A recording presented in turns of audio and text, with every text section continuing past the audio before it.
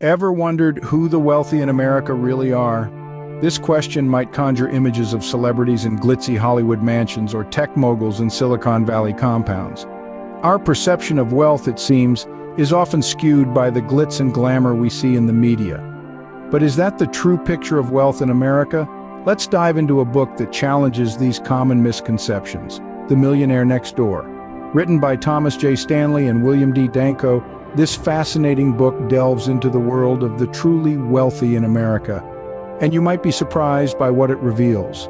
Stanley and Danko, both highly respected in their fields, embarked on a comprehensive research project to understand wealth in America. Their methodology was meticulous, involving in-depth interviews, careful analysis of tax records, and a deep dive into consumer spending patterns. They didn't set out to reaffirm the stereotypes, they set out to shatter them. As they peeled back the layers of America's wealth landscape, Stanley and Danko discovered something startling. The true millionaires in America aren't necessarily living in the palatial estates we often associate with wealth. They aren't necessarily driving the latest luxury cars or wearing the most expensive brands. Instead, these millionaires are often unassuming individuals who live in your average neighborhoods. They might be your neighbors, your co-workers, or the parents at your child's school. They're the people who have accumulated wealth not by flaunting it, but by managing it wisely. They're the ones who understand that wealth isn't about what you spend, it's about what you keep. This revelation paints a very different picture of wealth in America, doesn't it? It challenges our preconceived notions and forces us to reevaluate our understanding of what it means to be truly wealthy. So it turns out the true millionaires might be living next door, not in the fancy mansions we often associate with wealth. Believe it or not, the wealthy are often more frugal than you think. Now this might seem counterintuitive, right?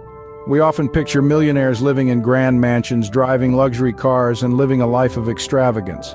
However, the second chapter of The Millionaire Next Door paints a different picture. Most millionaires, according to the book, live well below their means. They are not the ones splurging on the latest designer brands or the newest luxury car models. Instead, they opt for a modest lifestyle, living in homes that are comfortable but not ostentatious, in neighborhoods that are pleasant but not flashy. This low-key lifestyle is a deliberate choice. It's not because they can't afford more, but because they choose to prioritize their financial stability over outward displays of wealth. But living frugally goes beyond just avoiding expensive purchases. It also extends to meticulous budgeting and careful planning of investments. Millionaires, as the book suggests, are often meticulous planners. They keep track of their income and expenses, ensuring that they always spend less than they earn. They also invest wisely, ensuring that their money works for them to create more wealth. And while they do splurge occasionally, it's always within their budget and never at the expense of their long-term financial goals. They understand the difference between wants and needs, and they never let their wants dictate their spending. Instead, they focus on meeting their needs and saving the rest. So what's the takeaway from this? Well, the book suggests that the path to wealth is not necessarily about earning more, but about keeping more of what you earn. It's about living within your means, planning your finances, and making sensible investment decisions. It's about understanding the difference between wants and needs and prioritizing long-term financial stability over short-term gratification. In the end, it's not about how much you earn, but how much you keep. It's a simple concept, but it's one that could make all the difference in your financial journey. So remember, be frugal, be wise, and let your money work for you. What are the wealthy investing their time, energy, and money in? A question that might have crossed your mind more than once. Chapter 3 of The Millionaire Next Door does an exceptional job in shedding light on this topic. Millionaires, as the book describes, have a unique approach to investing their time, energy, and money. They don't scatter these resources thoughtlessly. Instead, they have a strategic focus, a plan. They prioritize, they invest, and they reap the rewards. Firstly, they understand the significance of time. To them, time is not just a ticking clock. It's a non-renewable resource, a fleeting commodity. They value their time and invest it wisely. They spend it on things that matter, on tasks that bring them closer to their financial goals. They avoid wasting time on frivolous activities that don't contribute to their wealth-building journey. Next, let's talk about energy. Millionaires don't squander their energy on pointless pursuits, they channel it towards building assets. They put their heart and soul into their businesses, their investments. They're always on the lookout for opportunities to grow their wealth. They don't just work hard, they work smart. Finally, the money. Millionaires don't just earn and spend, they earn and invest. They understand the power of money and use it to create more money. They invest in assets, not liabilities.